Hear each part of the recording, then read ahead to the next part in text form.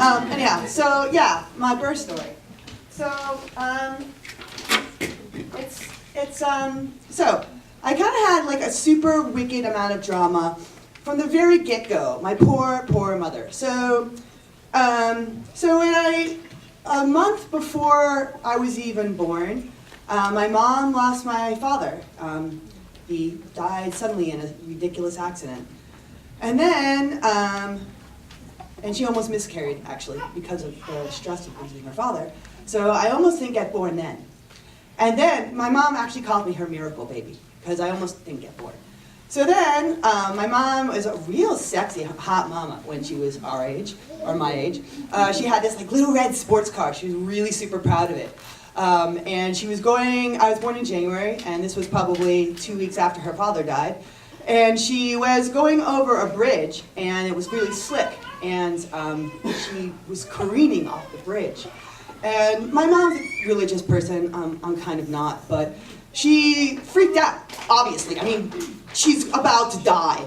And she swears to God that the voice of God came to her and said, "Get your shit together, girl, because if you don't get your shit together, this girl is gonna die, and the baby in your womb is special, and she needs to be born to this world, so you need to get your shit together."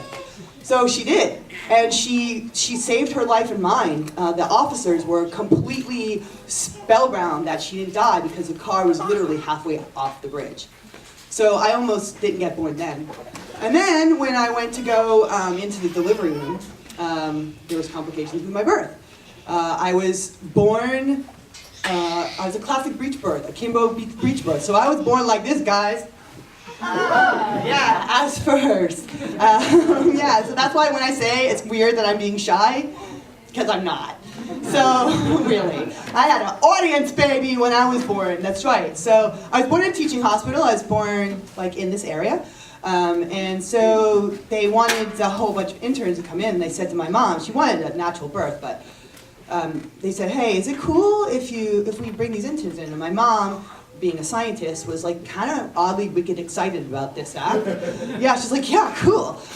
So all the interns came in, but this was 1974. It's kind of a little bit like, the world is actually, it's really amazing. The world has really changed a lot. It really has. It's really strange. And back then, apparently, it was kind of weird. My dad wanted to see me being born, and apparently that was kind of weird. And it was their first child, and they're, good doobies, and they told my father to leave, and so he did. And so my dad wasn't there, but a bunch of sexy interns apparently were. Yeah, I know, right? Explains a lot. Anyhow, so my mom also wanted a natural birth, but it was just like too much for her. I mean, she's a tiny little woman, and she's having this child like coming out like of her butt first, and she's just like, "I give up, like give me drugs." So fortunately I came out like all happy and everything, and I'm really thankful for that. But it is a little bittersweet though, because my father is a third oldest of 14. He saw all of his brothers and sisters being born. He saw my brother and my other brother and my sister being born, but he didn't get to see me being born.